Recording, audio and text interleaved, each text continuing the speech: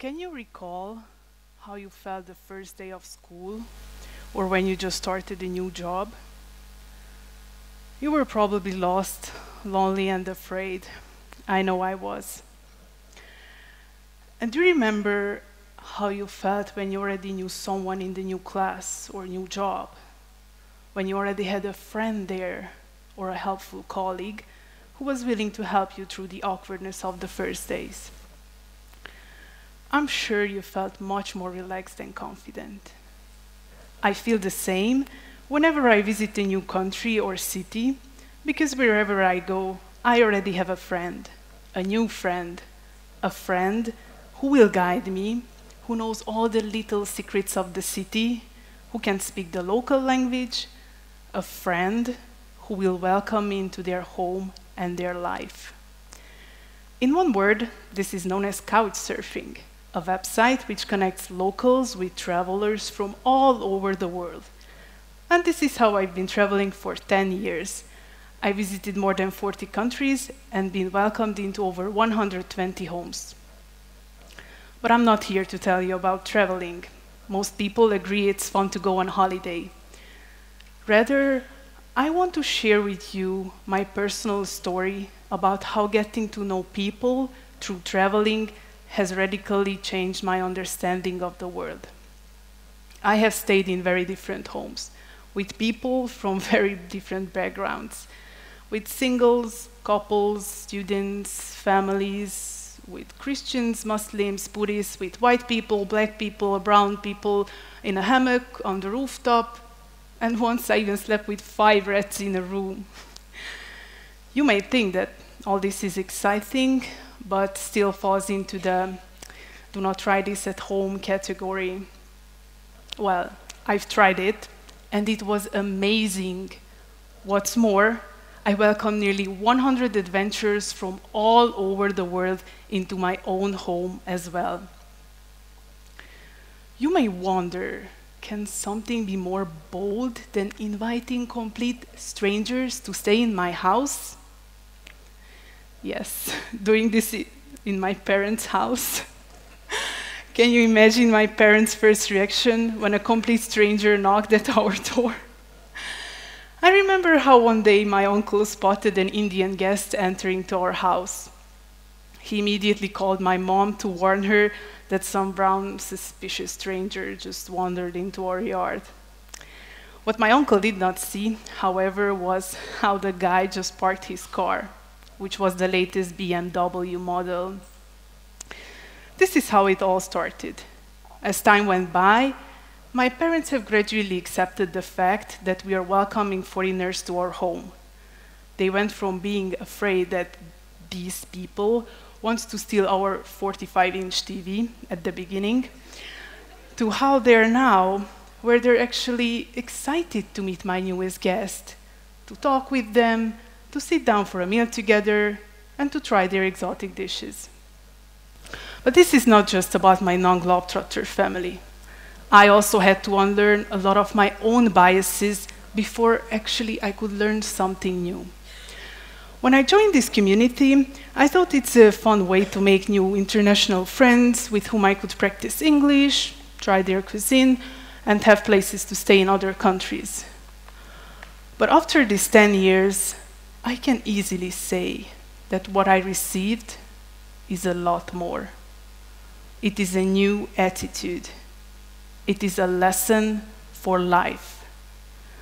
Of course, I had many doubts during these 10 years, especially about how and why I should trust all these people with whom I had really nothing in common. But I looked past my preconceived notions and I took the time and courage to get to know them. I did so by always finding the good in people. Hitchhiking was an exercise in this, and I did lots of it in various countries. Sometimes I had only a couple of hours to get to know a person, sometimes a few days, and during this time, I could break down the stereotypes often propagated by the media. Let me tell you one of my favorite stories, one that truly contributed to the change in me. I was being hosted by a young Iranian student when I was traveling in Iran. Before actually meeting him in person, he quite often called me babe in the text messages we exchanged. My friends were freaked out by the flirtatious tone because we're all familiar with the stereotypes about Middle Eastern guys. I have to admit that it also crossed my mind to cancel my stay, but in the end I decided to meet him. I quickly discovered that he had only good intentions and was a very kind person. In Persian culture, it is common to use such terms of affection, even with casual friends and acquaintances. We easily connected, and he welcomed me into his family. I got to spend a traditional Persian holiday, Sizda Bedar, together with his family. And as a goodbye present, he gave me a bottle of nail polish. What we see or read in the news are so often negative. We hear about terrible things people do in other countries. It is easy to be afraid of other people when we don't know them. Let me ask you a question. When was the last time you read or watched something positive on the news about Iran? Last year, I spent my 30th birthday traveling in Iran. I was just backpacking, visiting some old new friends, until I unexpectedly found myself delivering a presentation in an urban studies course in one of the biggest universities in Iran. You have to know that I'm no urbanist and I've never done anything like this before, but since my friend, who was a teacher, invited me to do it, I was actually happy to talk about the public spaces of Budapest, the city where I'm currently living. I presented how the Liberty Bridge came alive during the summer of 2016 when the entire bridge was closed off to traffic, and it quickly became the coolest public space in the capital. I've always been afraid of public speaking, I still am, and of course I'm not an expert on this subject, so you can guess it was not the best presentation in my life.